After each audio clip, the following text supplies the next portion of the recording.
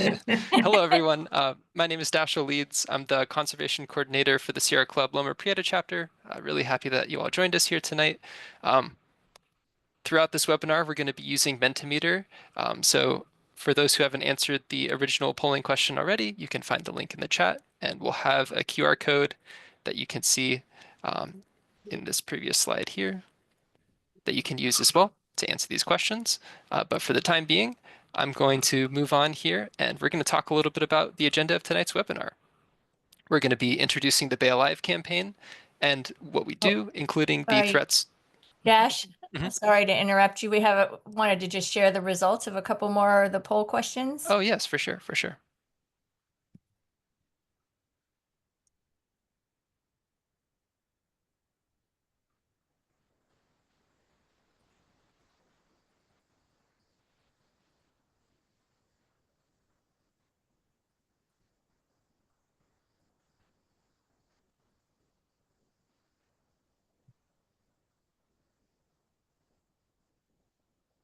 All right, yeah, can go on. Sorry to interrupt you there, Dash. Okay, no worries. Awesome. So thank you so much for coming in tonight, everyone.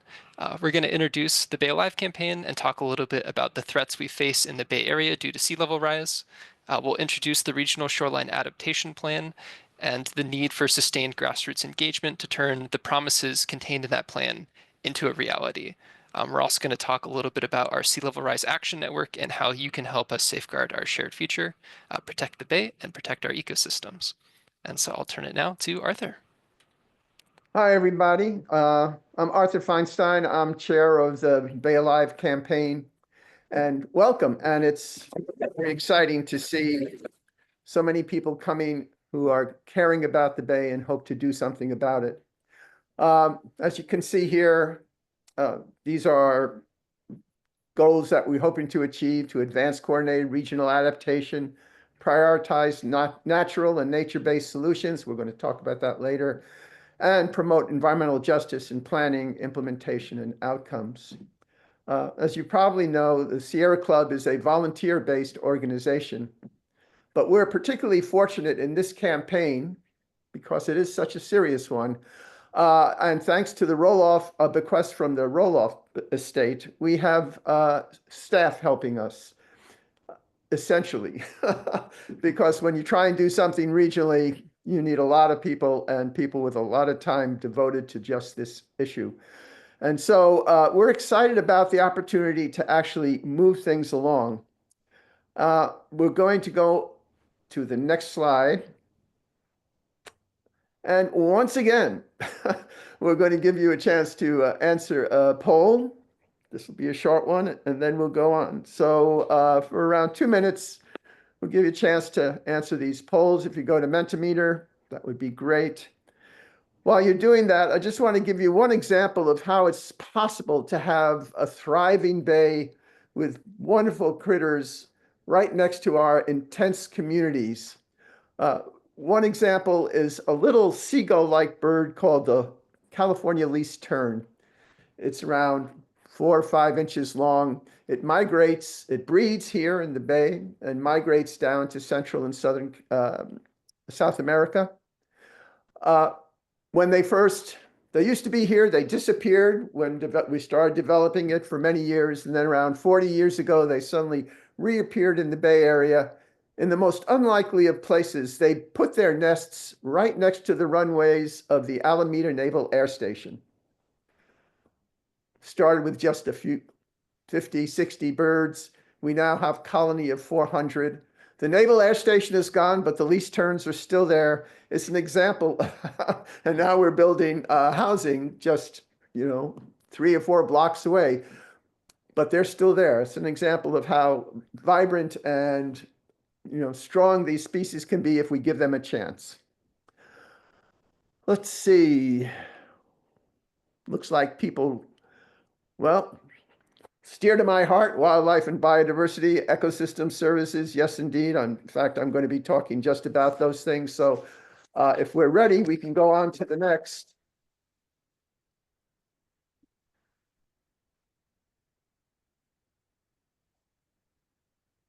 Yes, indeedy.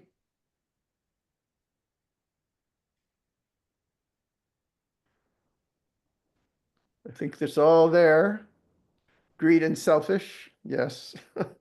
Sadly. Climate change, yeah. Pollution, absolutely. All right. Thanks so much for that. Can we go on to the next slide? And here you're going to see Dash again, but full length. And he's going to be talking about, again, why the Bay is so important. This is a great video, a very short one, but great. Take it away.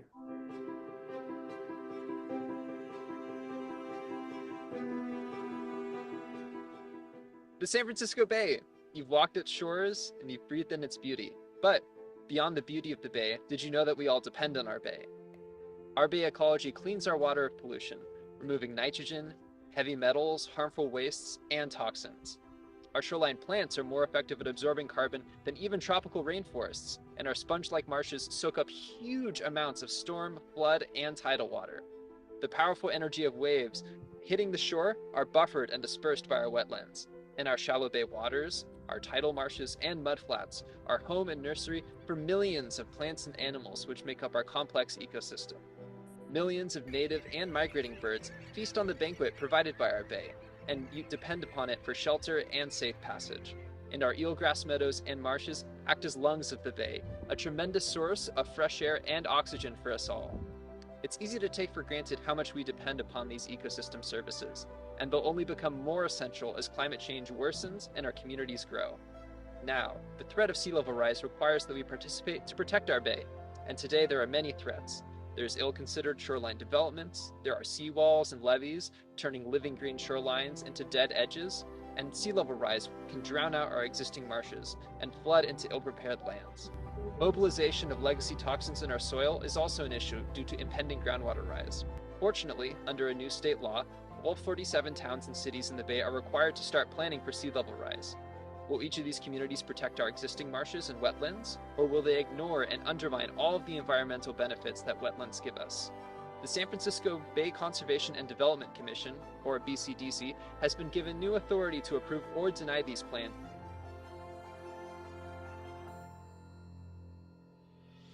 Every Bay shoreline community will have to follow those guidelines, so the impacts will be Bay-wide and will last for decades to come.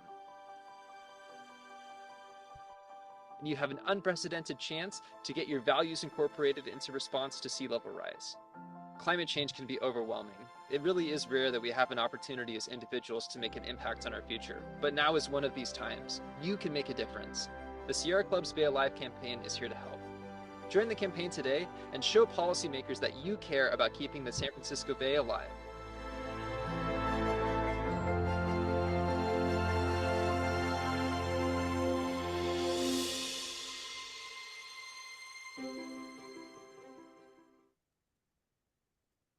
Thanks, Dash. On to the next. Whoops. There we are. So I'm just going to go to a little more depth of what Dash was just talking about. This is a map that you're seeing prepared by the California Ocean Protection Council. This is a state agency who's given the charge of creating and reporting on the science that describes what's happening to our coasts and our estuaries. We live in the San Francisco Bay estuary, made of 3 bays: San Francisco Bay, San Pablo Bay, and Sassoon. You're seeing those 3 there. Then it goes into the Delta. California Ocean Protection Council was also given the responsibility to address sea level rise, to undertake predictions of how high it will go, to help fund adaptations. It's really one of the better agencies in the state. And meetings are public, so I encourage you to listen to them sometimes. So this map shows the potential threats of sea level rise. These are median numbers. You know, when we're projecting sea level rise, usually there's a low, a median, and a high. Any one of those is possible. The low is no longer very probable at all because we are already exceeding the 1.5 centigrade level that we were not temperature increase around the world that we were not supposed to reach. Too bad. So the low is no longer there. The median, which we're looking at here, is scary enough. So the bay itself is the darkest blue. The next darkest blue is the 2050, 1 to 2 feet. And then as it gets lighter, it goes to the 2070 and 2100. That's a lot of water going up. If you look at from the shoreline about this, I live in San Francisco. We don't have to worry too much, except there are some communities where have streams that are going to be inundated. But as you go down to the South Bay and Mid Bay, both east and west, you can see the extent of potential inundation. Go to the North Bay, it's really serious there too, although not as populated with folks. So we're facing a lot of threats, and they're very real. Now I'm going to talk a little bit about what does that threat mean of sea level rise. Next slide. So this is, I'm going to talk now about the threats to the bay itself and to those famous ecosystem services that we've talked about that are very real and critically important to us. But in terms of the loss of biodiversity and the impacts on the bay, as a primer, the shallow water habitats of the aquatic system, oceans and shorelines, it's the shallow water habitats that are the most productive. The light comes through so it can increase vegetation, which then creates oxygenation into the ocean waters or bay waters. And so the shallow water habitats, such as tidal marshes with their vegetation, eelgrass beds also vegetated, are mudflats, which have a lot of, per cubic yard, there's more life in a cubic yard of a mudflat than there is in the soil of a tropical forest. It's full of invertebrates and annelids, other critters. And beaches, which also provide huge habitat benefits. So as the bay rises, as the ocean rises, the bay rises, these shallow water habitats suddenly become deep water, habitats, and they drown, they disappear. Less sunlight, vegetation dies. It's not dead, there's still going to be life, there's plenty of life in the ocean, but not nearly as much because 70%, for example, 70% of our commercial fisheries depend upon these shallow water habitats. So what's so important about San Francisco Bay? Well, it's the largest estuary on the west coast of both Americas, North and South America, the largest estuary. It's been identified as a wetland of international importance by the Ramsar Convention on Wetlands. This is an international treaty. Ramsar was a city in Iran where all these nations came together and signed on to this treaty, which asks specific wetlands are identified through the treaty. And when you get onto that treaty, then you are supposed to, you as the government, supposed to preserve that wetland and prevent it from being destroyed. In addition to being internationally important for its wetlands, the Western Hemispheric Shorebird Reserve Network, which is a bunch of shorebird scientists well recognized around the country, have identified San Francisco Bay as a hemispheric reserve. This is the highest accolade they give in terms of designating how important water bodies are. And quote, San Francisco Bay holds the highest proportion of the total wintering and migrating shorebirds on the US Pacific coast, more than any other wetland on the coast. The bay has been designated an area of continental significance for waterfowl by the North American Waterfowl Conservation Plan and as essential fish habitat by the National Marine Fisheries Service, supporting hundreds of fish species. And I already said how 70% of the commercial fisheries depend on our habitats. And finally, the San Francisco Bay estuary has over 77% of all of the tidal wetlands in the state of California. It's a scary number to think it's all here because wetlands are so important, but here they are, and it's up to us to protect them. And I just want to read, there's a bill evidently in our state legislature for recognizing World Wetland Day, and this is sort of entertaining. Whereas wetlands are critical to people and nature, given the intrinsic value of these ecosystems and their benefits and services, including their environmental, climate, ecological, social, economic, scientific, educational, cultural, recreational, and aesthetic contributions to the sustainable development and human well-being. Ta-da, let's recognize them. Wetlands comprise only 3% of the Earth's surface, yet store more than 30% of all land-based carbon. So it's no small thing to protect and preserve the health of San Francisco Bay. Let's go on to the next slide. So it's not just the bay we're worried about. We live here. It means something. I don't want my house flooded. We want our communities to be as safe as they can be in the face of this. In some cases, with 7 feet of sea level rise, that's going to be a tall order. But even with smaller amounts of sea level rise, we still face plenty of threats. One, just flooding from sea level rise is obvious. Loss of shallow water habitats is another one. If we lose our ecosystem services, we lose a lot. But there's something new that has come up. It's only over the last 10 or 15 years that people have started thinking about groundwater. And I assume you all know that we do have groundwater under our feet, under the surface, not everywhere, but almost everywhere. There's water in the ground, and often it's in masses of water. As the bay, and it's fresh water. Fresh water is lighter than salt water, which is what our bay is.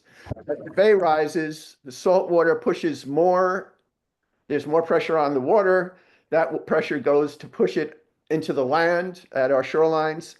As it moves into the land, it's underneath our freshwater aquifers, and it pushes them up. And you can have a perfectly sunny day. There was a term of art started when sea level rise became real visible. And they called it sunny day flooding. And communities were having sunny day flooding, and people were wondering, well, how's that possible? And it's because groundwater is being pushed up by the rising seawater, and it comes up right through the ground, sometimes through our piping that takes water out to the bay can come up and back up because of that. So regardless of how much we rely on the gray infrastructure such as seawalls, we're still faced with groundwater coming up and mobilizing toxics in the soil, because that's the next thing I should be talking about, which is around the bay, we have hundreds, if not 1,000 landfills. When settlers and we first settled into the Bay Area, when people had garbage to get rid of, they put it in landfills right on the bay. It was the easiest place to put it. Flat, easy to dig in. They didn't put any liners to those landfills. They just dug a hole and put stuff in it.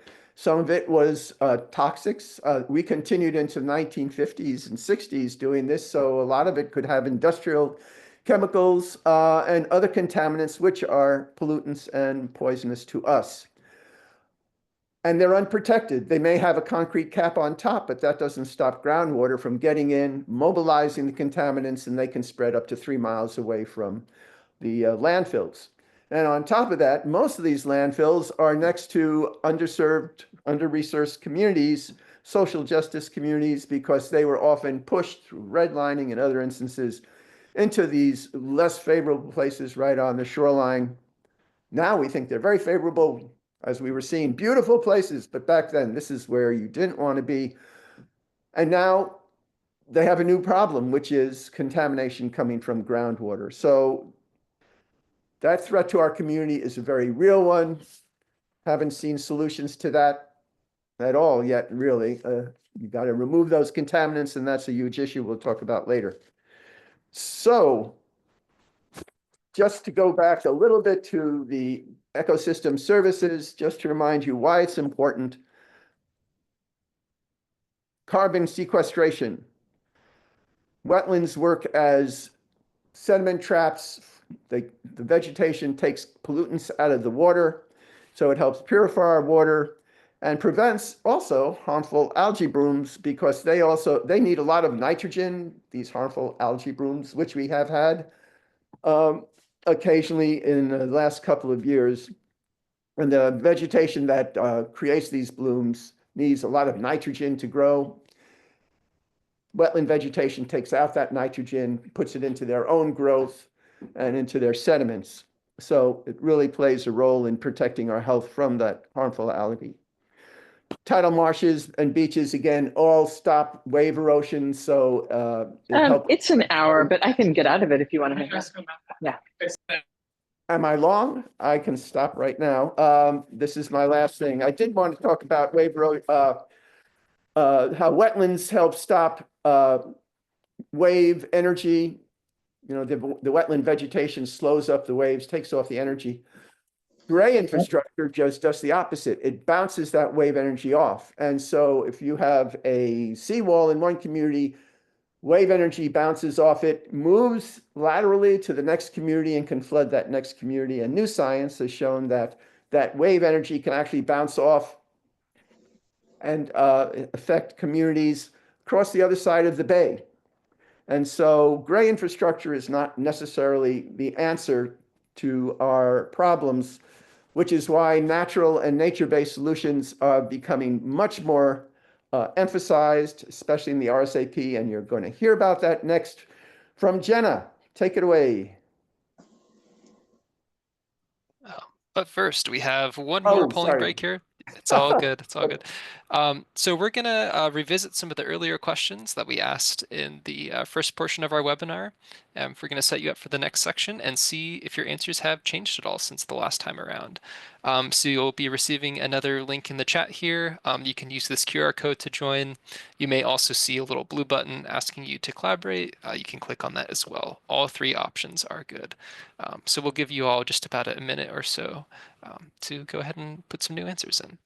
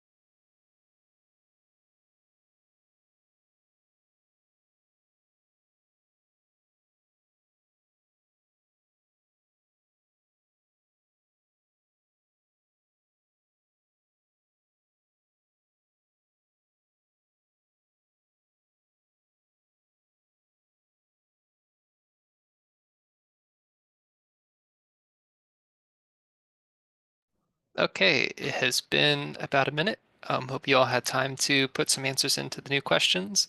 Let's go ahead and take a look at that Mentimeter data.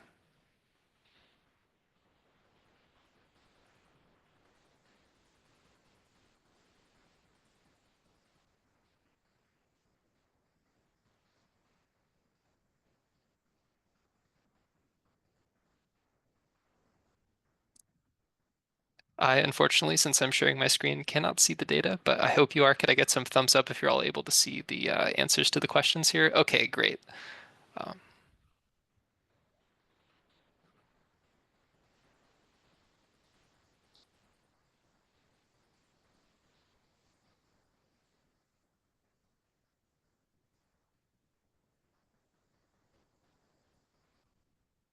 We'll give it another 10 to 15 seconds, and then I'll go on to the next portion. Yeah, let me just jump in here for a second. We're so far only seeing a couple answers on this last. Oh, there we go. I wondered if folks were having trouble with the technology or there was just thinking going on. So if anybody's having trouble with the technology, please throw a question or issue in the chat and we'll see if we can try to sort it out. Thanks.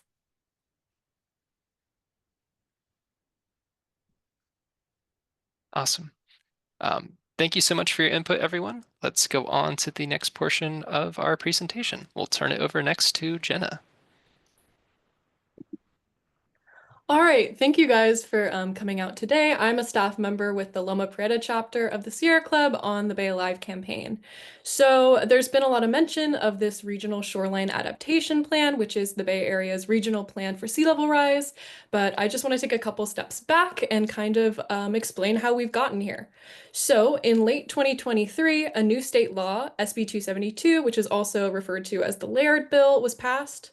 And by passing this law, California took its first big step toward coordinated planning for sea level rise. So SB 272 mandates that every shoreline jurisdiction in California must have an approved plan for sea level rise by the start of 2034. In the Bay Area, the BCDC, which is the Bay Conservation and Development Commission, was given authority to approve or deny these local plans for jurisdictions in the Bay. Along with given that authority to approve or deny plans, which an approved plan will grant a local jurisdiction priority access to state funding to implement these plans, as a lot of these adaptation measures cost a lot of money to implement. So that's really a desirable trait to be able to get access to that funding. So along with being able to approve or deny these plans, BCDC was also tasked with creating guidelines for these plans. So essentially what constitutes a good sea level rise plan. So this has minimum standards and criterias that plans must follow in order to be given this access to the state funding. So these guidelines is the Regional Shoreline Adaptation Plan, which you may hear referred to as the RSAP, which was passed just recently in December of 2024. Next slide. So now that we know what the RSAP is and kind of how we got here, let's understand why the RSAP is such a big deal. So historically, sea level rise has not been addressed in a coordinated manner. Cities and agencies have kind of always worked independently of one another, often resulting in a fragmented or conflicting response to sea level rise. Local governments also never really had to think much about the bay and its ecosystems unless they were trying to develop there. So as Arthur sort of got into with seawalls, that may protect flooding of one jurisdiction's shorelines, but it can have adverse effects all across the bay. So that's kind of an example of why we want to coordinate our responses to sea level rise and start thinking about the impacts not only in our community, but beyond. So that's a great thing about the RSAP is that it requires this region-wide coordination. Local plans now have to consider these spillover impacts to other communities, and the planners have to work together across jurisdictional boundaries, which will help sustain these connected ecosystems. The RSAP also establishes required minimum adaptation standards, which set a baseline for the entire Bay Area. Without this regional oversight, some communities could be left behind and left to face worse flood risks and environmental degradation. This plan also represents a sort of turning point for shoreline land use planning. More traditionally, the focus was on buildings and engineered infrastructure, but now it's a more holistic approach that's going to integrate that ecological health, our community resilience, as well as upholding equity. The RSAP also establishes a region-wide science-driven approach, which is designed to ensure that adaptation efforts are proactive rather than reactive, strategic rather than fragmented, or equitable rather than benefiting only our well-resourced communities. Next slide. So now that we've kind of given an overview of the plan and why it's so important, I wanted to dig into a couple more specifics of some certain key policy strengths that we've found within the RSAP. There's sort of two areas that we're pretty happy with how they're addressed, which includes how the RSAP prioritizes natural and nature-based solutions and emphasizes that we need nature's help just as much as nature needs ours. It also does a great job of requiring equity assessments to promote environmental justice in the planning process. Next slide. So before we get into how the RSAP upholds nature-based solutions, I thought we should better understand what a nature-based solution is. So Arthur also really did a great job of going over ecosystem services and why it's so important that we have these holistic, healthy and connected bay ecosystems because of all the great services they provide to our communities. So natural and nature-based solutions, which are also referred to as nature-based adaptations, tend to take these natural defenses against change and climate change that these ecosystems have and leverage these resiliency tools to better protect our communities while also sustaining and enhancing ecological assets and these ecosystem services that we all depend upon. These can be as simple as just giving healthy baylands more space to move upland as the water rises, or it can be more hands-on in terms of restoring a beach or oyster reef or eelgrass meadows. Or there's also a sort of hybrid green-gray approach, which we can see all the way on the right side of this image on the slide with an ecotone levee.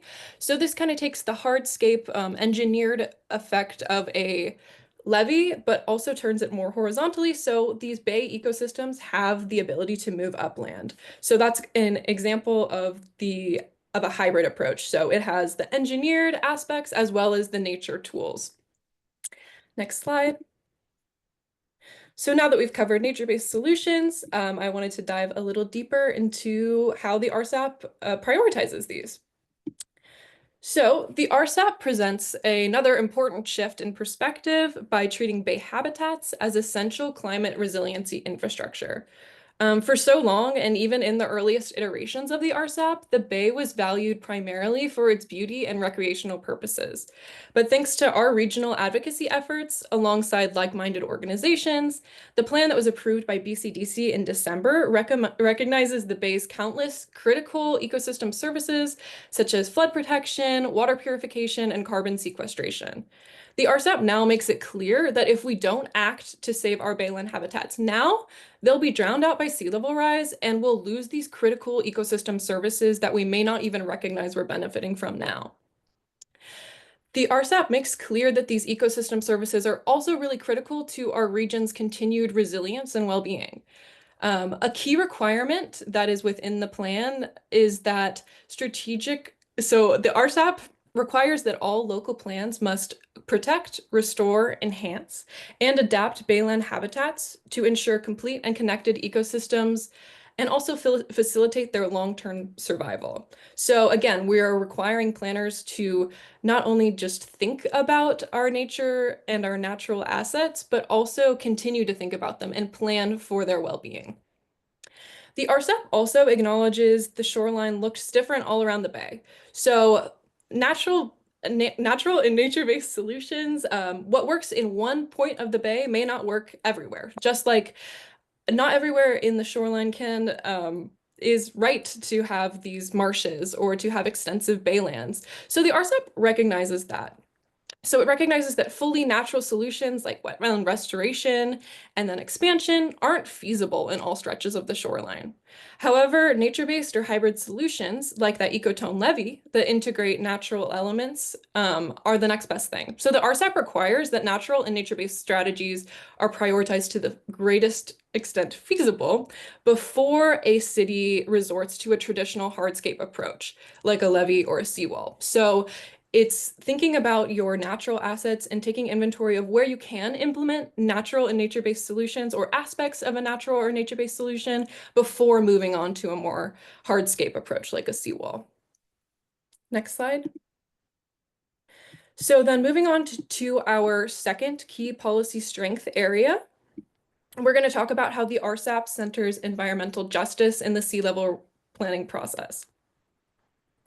So a long history of intentional and also unintentional discrimination and unjust practices have caused communities of color to face persistent poverty, inadequate services, disproportionate exposure to polluted air, water, and soil, as well as an underrepresentation in the policymaking process.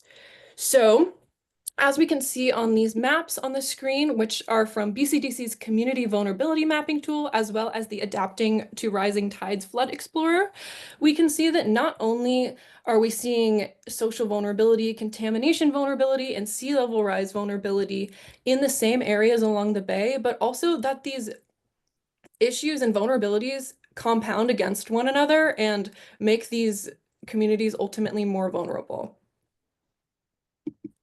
Next slide, please. So to dive into what these specific key policy strengths are of the RSAP in centering environmental justice, we can see that the RSAP takes an important step to begin addressing these inequities. So it shifts away from a top-down traditional planning approach to a more inclusive approach. The RSAP requires these equity assessments at every step in the planning process. So that requires local communities to make sure that community perspectives and priorities are being represented in these plans, and that vulnerable communities will benefit from the chosen adaptation strategies, as well as the local sea level rise plans reducing displacement as well as contamination risks. Speaking of contamination risks, the RSAP also requires sea level rise plans to prioritize contamination cleanup as the preferred form of remediation, specifically in environmental justice communities. Next slide. So we can see that we've come a long way from just calling the bay beautiful and a great place to recreate to a natural asset and something that's really valuable to how we adapt to sea level rise, but there's still a lot of work to be done. The RSAP provides a strong framework ultimately, but its effectiveness is dependent on local implementation, and that's going to require strong and consistent oversight, as well as continued public engagement that's going to hold planners and decision makers accountable for staying true to the original intent and promises of the RSAP. So how, and then as well as how quickly these local communities implement the RSAP is going to shape our entire region's resiliency for decades to come. So although the RSAP and SB 272 give these local communities until 2034, realistically 10 years is simply too long to be waiting for these projects to actually begin. The sea is already rising, and adaptation projects take a really long time to go from the design phase to implementation. Although the RSAP guidelines, priorities, and required standards are pretty comprehensive, they also allow for quite a bit of flexibility to shape local strategies. So each part of the bay shoreline is different, so flexibility is really important, as we kind of went over in terms of implementing natural and nature-based solutions. But this flexibility also opens the door for more unsustainable shoreline development, or simply just under-informed planners to improperly address these key standards and requirements of the plan. Because as I mentioned earlier, thinking about the bay and thinking about the bay ecosystem health is something that planners have just never really had to do before. So the flexibility opens the door for some of these really important aspects to be misinterpreted or just simply overlooked. It's really all up to us and our community members to demand for this more urgent action to help build community support, and then also to hold our local decision makers accountable to the RSAP standards in the most robust way possible. So we want to make sure that all the great things in the plan are implemented in the local plans and reflected there. Ultimately, SB 272 and the RSAP are really great advocacy successes, but further legislation is going to be needed to make the RSAP more enforceable. Developers and lobbyists around the Bay are already looking for workarounds and rushing to get these unsustainable shoreline development projects in and approved before the local plans. So it really is a race against time, and we've got a lot of work to do. So it's going to take all kinds of community members to accomplish this, and we hope you'll join us. Thank you. Awesome. Thank you so much, Jenna. We're going to have our next round of Mentimeter polling here. So keep an eye out for a link from Will's in the chat, which you just posted. You can click on that. If you do receive a blue join button to collaborate, you can click on that as well. You can also use the QR code. I recommend if you're having issues, perhaps clicking on the link in the chat is probably the most simple way to join the Mentimeter polling here. We'll be asking you a little bit about your familiarity with the RSAP, with nature-based solutions, and we're going to ask you a little bit about yourself and if you believe that you can make a difference in protecting the bay and communities from sea level rise. So let's take about a minute or two to answer this poll here, and then we'll go back to the data.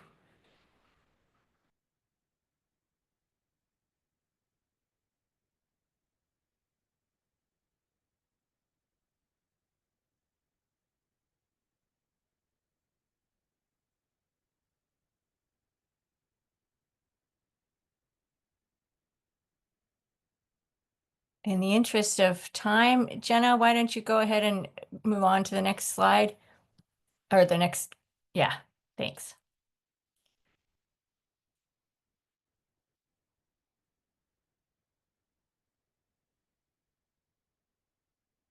And the next.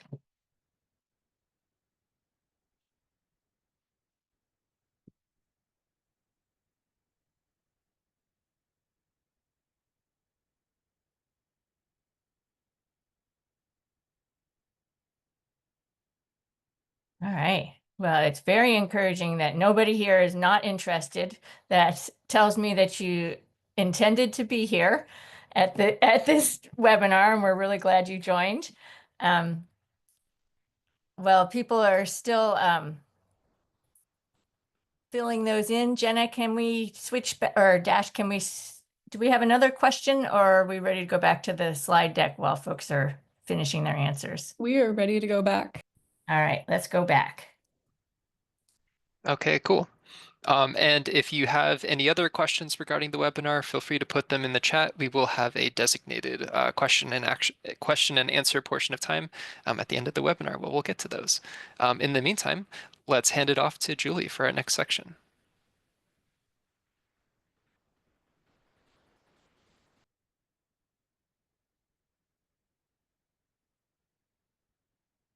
Julie, we can't hear you. Might you be muted? I am. I'm Julie Groves, and I'm a volunteer, and I'll be talking to you about volunteering. I've volunteered for many organizations, and I look for ones that are organized, they have impassioned people, they're talking about working on things I believe in, and that are effective, and that's why I chose this campaign. So I look forward to working with you on this campaign. So as you've heard, for the last 4 years, we had a small group working with the BCDC to get the RSAP guidelines in place. And now we're changing that, and we're looking out to the public, and we're addressing over 40 jurisdictions. So we have a big job ahead of us. And we know that advocacy works. Now, in this second phase, we're educating the public, we're educating local planners, and we're educating public work departments. You heard from Jenna, this is new. Some people in the public and local planners know about sea level rise and RSAP, and some of them don't know about it or what to do about it. And that's our job. How to deal with sea level rise is new, as you've heard, and it's a complex challenge. For many, if not most, local planners and public work department, this has changed the nature of their job. They're now having to figure out how to comply with the guidelines, embracing nature-based adaptations that they haven't done before, doing equity assessments that they haven't had to do before, and it will require new knowledge and different ways of approaching their work. And so our job will be educating them about appropriate solutions, priorities, issues, strategies, statistics. Next slide. So let's meet this challenge together. Tonight, we're kicking off the Bay Area Sea Level Rise Action Network, which we just call the watchdogs. But we do more than surveillance. We're actually developing our bark. Because many Bay Area residents, they think the problems of sea level rise are a distant threat. But as Jenna described, we need to take action now. This is a race against time. We need to get the word out that natural and nature-based solutions need to be implemented now. And we need to get answers into the hands of the planners.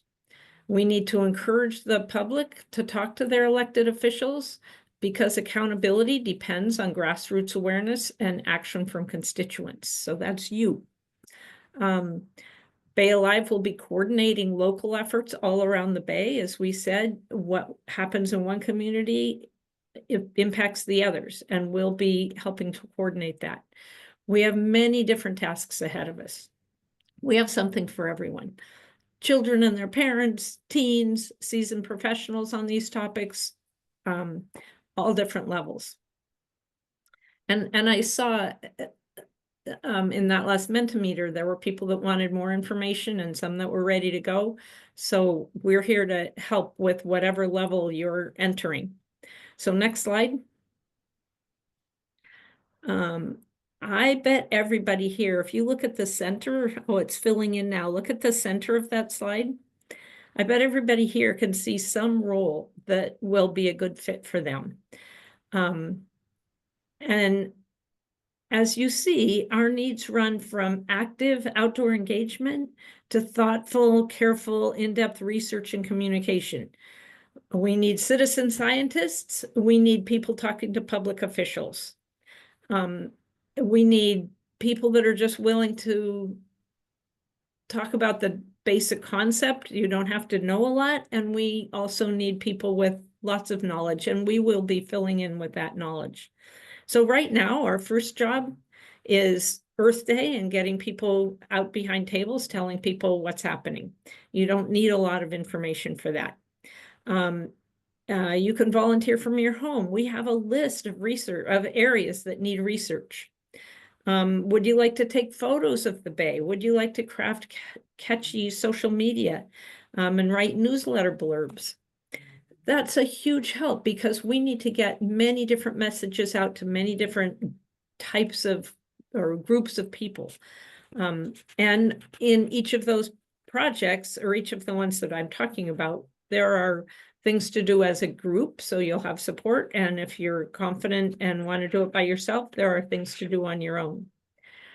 We need people to lead hikes. Sierra Club has a training program for hike leaders, and hikes are a great way to make people understand, to get out there and see what some of the problems and the solutions are on the Bay. And we need people who are willing to talk to planning departments and other groups, big and, couple people and large groups.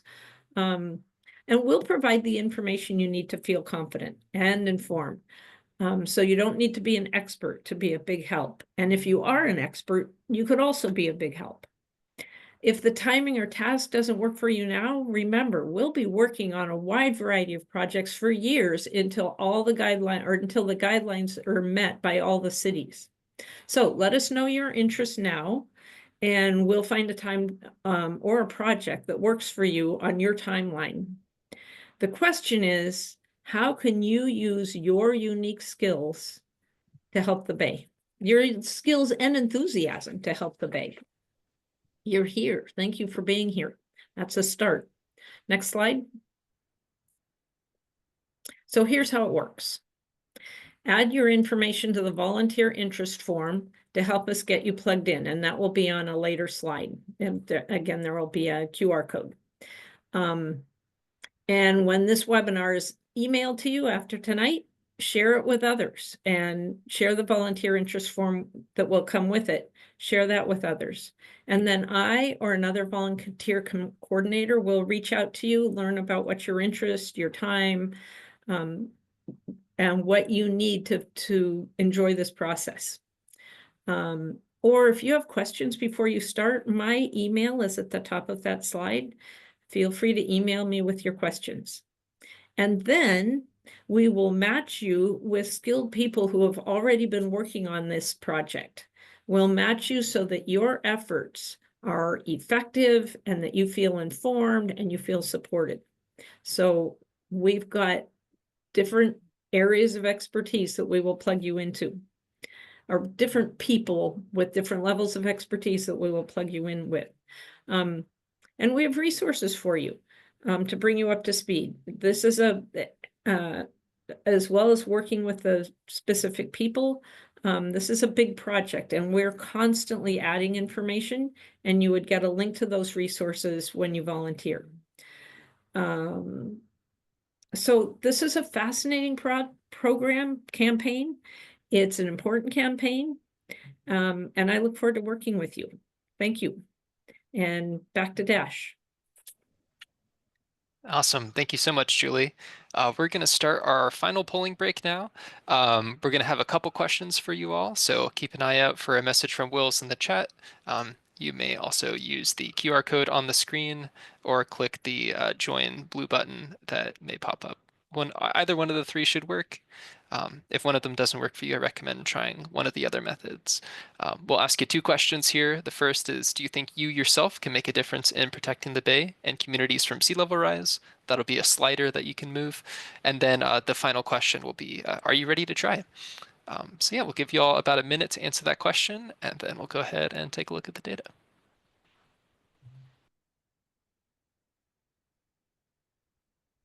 I think we can see the data on the screen right now. This is a follow-up question.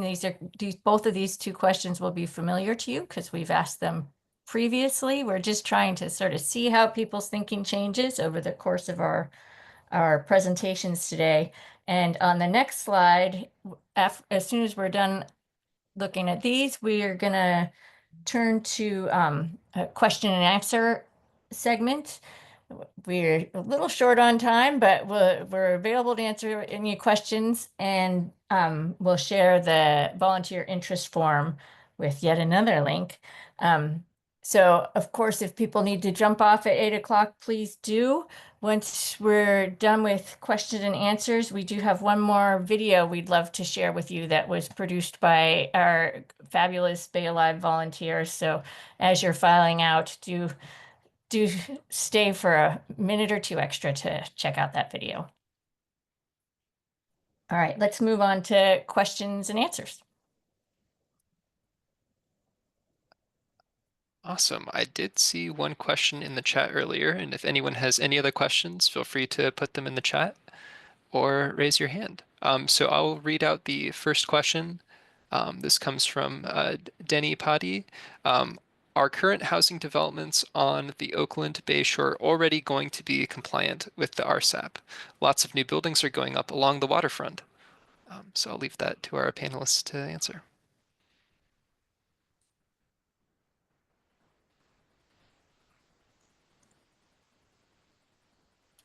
I don't hear anyone jumping to answer, so I'll chime in.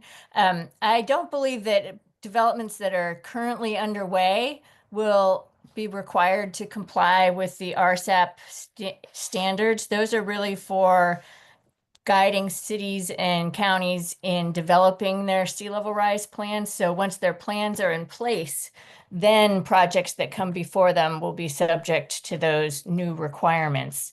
The Bay Conservation and Development Commission tried really hard to build some flexibility into the process so it's not overly burdensome for cities. So they are willing to work directly with the city to kind of address things if a city's already done a vulnerability assessment or already has a plan that has allowed some kinds of development in some places or a zoning plan.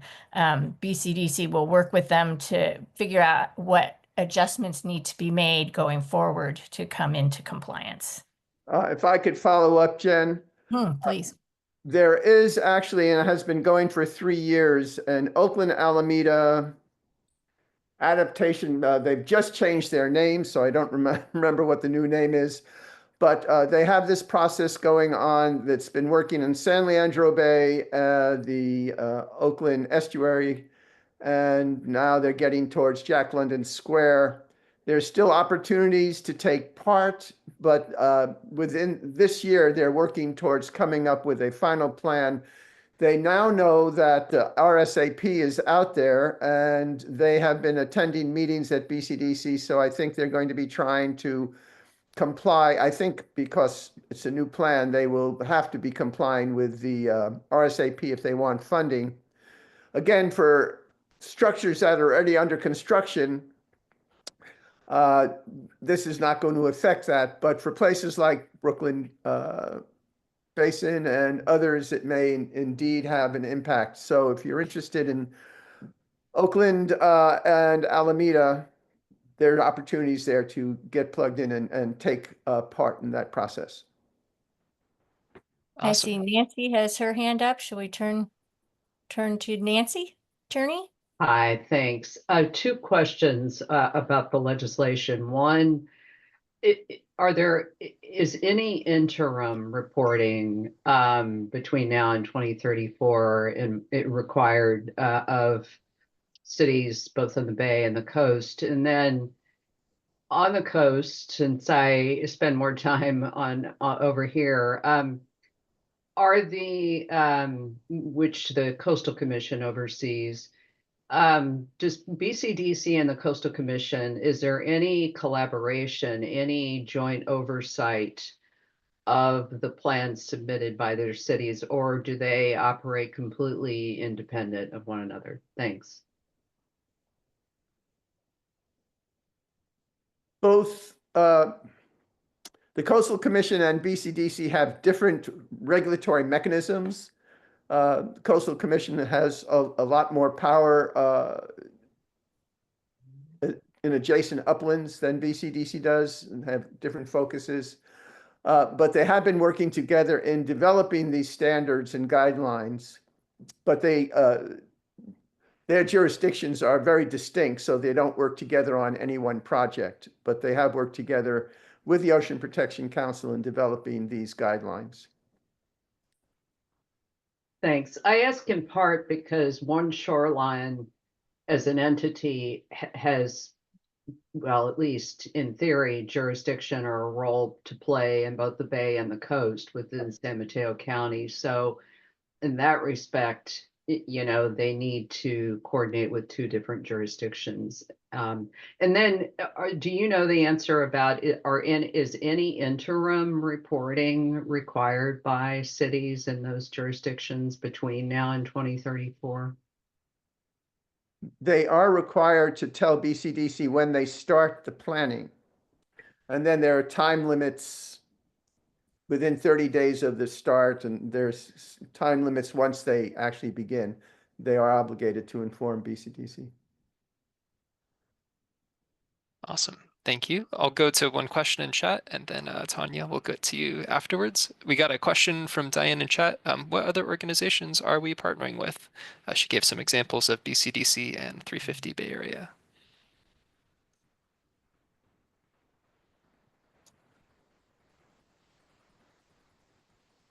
Do you want me to take this question?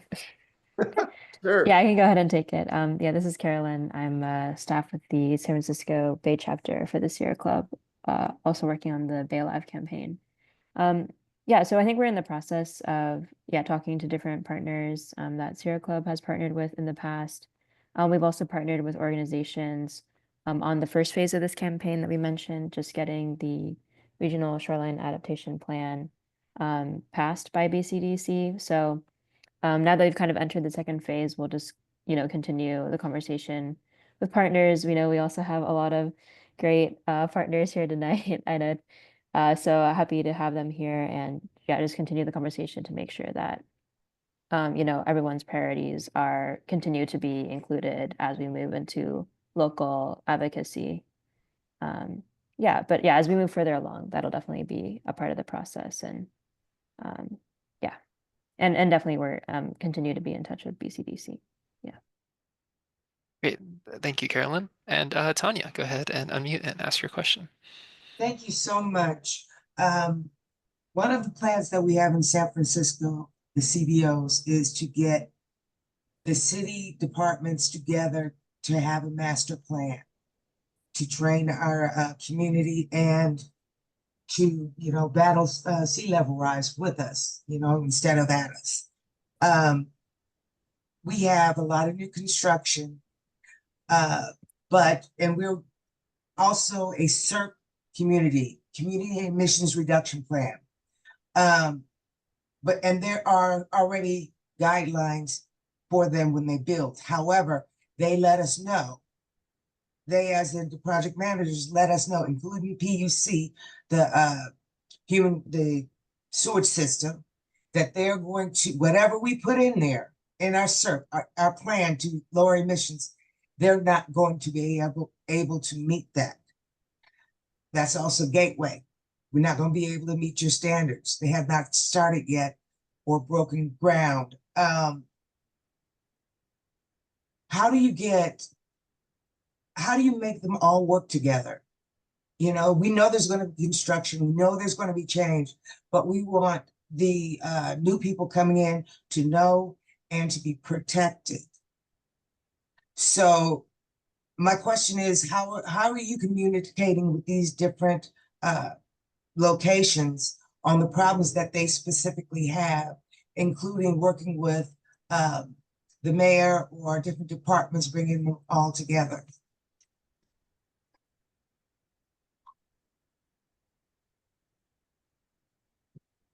Well, that's always been a problem in San Francisco. Nothing new, and I'm not sure that we're going to have the solution to all of that. Along the shoreline, Do you want to talk about maybe what role BCDC can play though in that yeah, that's what I was process? going to. Sorry, Arthur. Yeah. Yeah, along the shoreline, the city recognizes that it needs to work with BCDC and working on the RSAP. The port has already come up with not a final plan, but a semi-final plan that goes from the Fisherman's Wharf all the way around to Hunter's, not quite Hunter's Point, where it's mostly developed. So they're looking for the most part at seawalls, but living seawalls with contours and things to help aquatic organisms survive. South of that, the Bayview, Hunters Point, they're still working on that. That's going to be under a city planning department, and they have just started thinking about that. So there's a way to get involved there. And of course, with Hunters Point, there's just a ton of pollutants to worry about. And so that brings everybody interested in those issues together to work on that kind of that issue. There are folks in the Sierra Club who are also interested in sunny day flooding, as I was talking about, or high tide, stormy day flooding in areas like Folsom and parts of the Mission get flooded. And they're trying to get nature-based solutions to help deal with the flooding issues. So there are ways we can all work together, although those interior ones are not going to be relevant to this campaign specifically, because we're pretty focused on the shoreline and BCDC. But in San Francisco, the Port of the Bay, their jurisdiction stops at, what is that? That bridge. The small bridge that's on 3rd Street. It stops there. And then it transitions to OCII.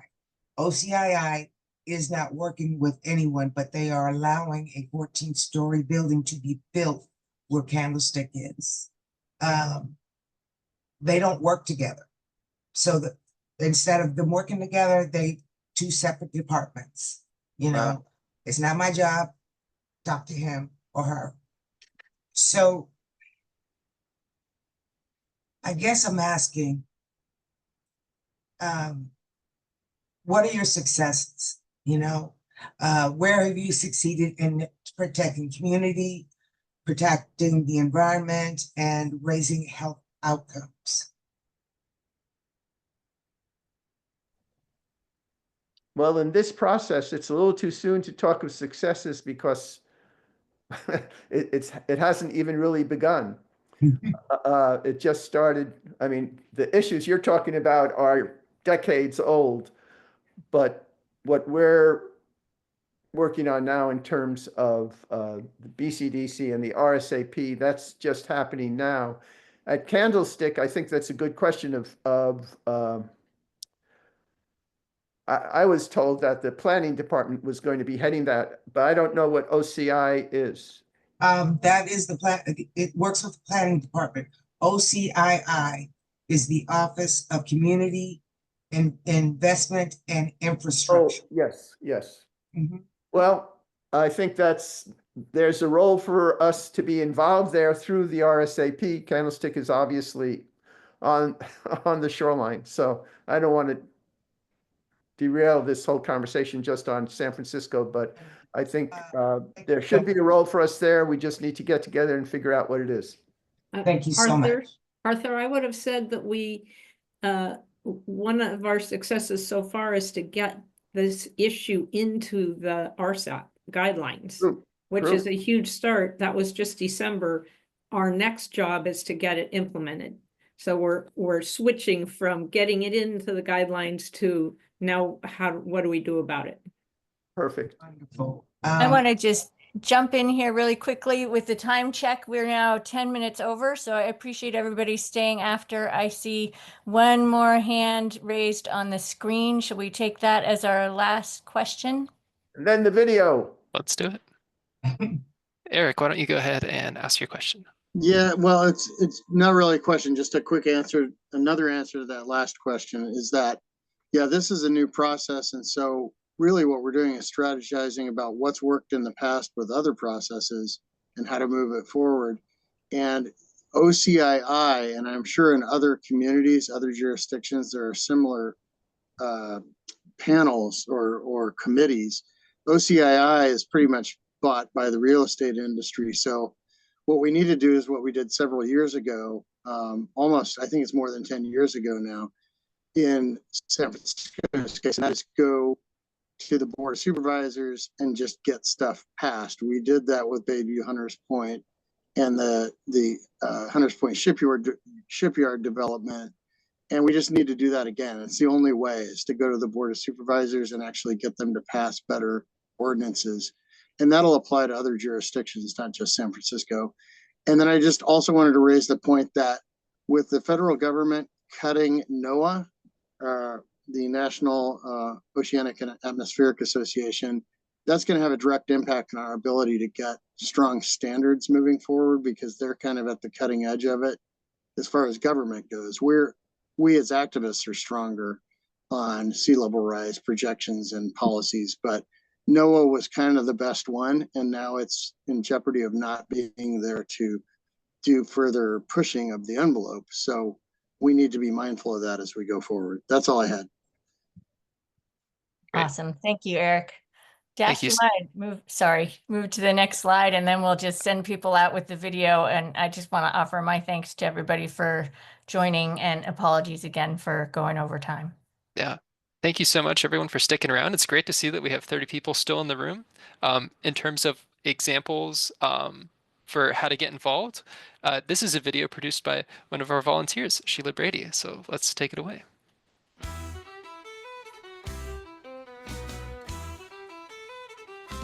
What's this about? It's great news! The San Francisco Bay has a plan to deal with sea level rise. Wow, how positively great! What's the plan? Well, the sea level is going to rise, but we are not going to build a bunch of walls around the bay. That would kill off all the birds and the fish and make the bay a dead body of stinky water.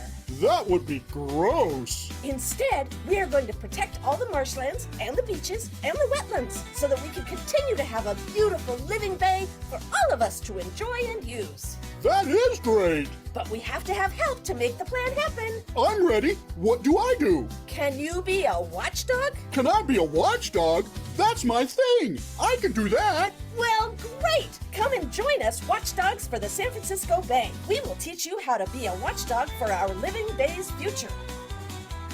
Can we help too? Sure. I'm ready. Let's go.